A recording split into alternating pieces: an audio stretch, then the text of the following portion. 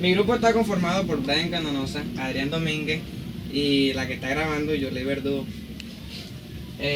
Hoy vamos a hablar de postulados de congruencia de triángulos.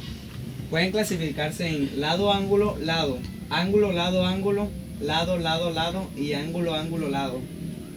Mi tema sería postulado, lado, ángulo, lado. Si dos lados y el ángulo incluido de un triángulo son congruentes a dos lados, el triángulo incluido de otro triángulo, entonces los dos triángulos son congruentes. Como podemos observar en la figura, AB son congruentes de DE. BC son congruentes de EF. Y ángulo B es congruente de E, del ángulo E.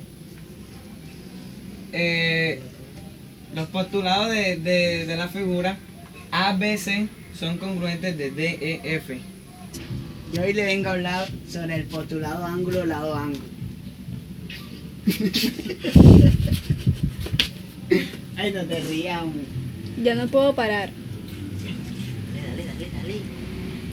Si dos ángulos y el lado incluido de un triángulo son congruentes, con dos ángulos y el lado incluido de otro son congruentes.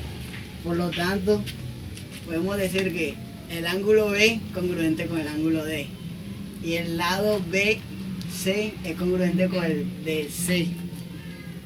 Y el ángulo C es congruente con el C. Por lo tanto, el postulado ángulo, lado, ángulo ABC es congruente con el EDC. Postulado, lado, lado, lado. Si los lados de un triángulo son congruentes con los lados de un segundo triángulo, entonces los triángulos son congruentes. Podemos observar que KM es congruente con DE. KL es congruente con DF.